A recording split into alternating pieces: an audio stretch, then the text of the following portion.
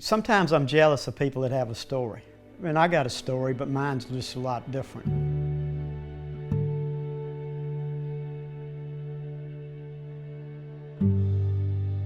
Early on, I was not ashamed to express my faith. Baptized when I was 11, June 22nd, 1973. Church, family, cars, and golf.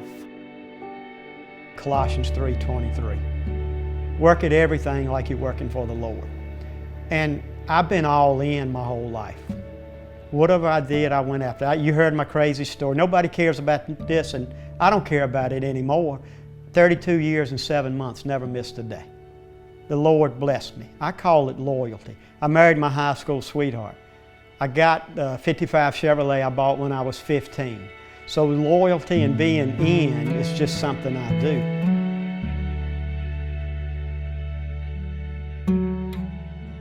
You got to keep your priorities straight. And I've taught a lot of people this. 1900, the word priority was never plural. And now everybody goes, well, I got multiple priorities. No, you don't. No, you don't. Something's one. You just don't want to say what number one is.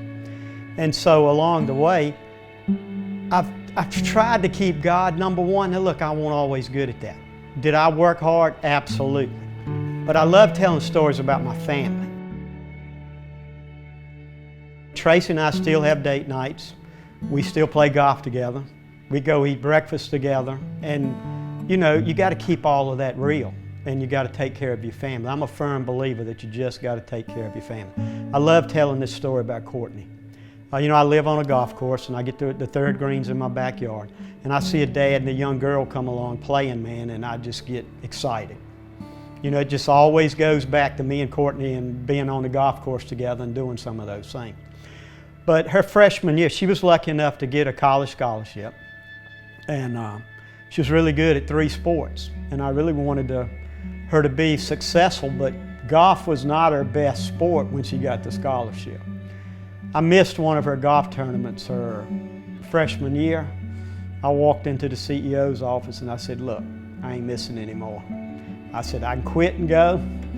You know, I can find another job, but I ain't gonna miss these. He said, well, are you gonna get your job done? I said, have I ever not got my job done? And he said, no. I said, well, I'm going. So I went to 39 of Courtney's 40 college golf tournaments. Now, the reason I'm telling that story, Courtney will never forget that. When I retired, I had 4 things that were going to be important to me. God, family, golf, and I like old cars, so I had a couple old cars I was going to be interested in still messing with. And but Scott Lehman shows up, and he's talking about God and golf, and I'm saying, that's 50% of my stuff. And so I said, Scott, let's me and you go talk afterwards. So in my opinion now, you'd have to hear Scott's story to know whether this is true or not. We just hit it off quick.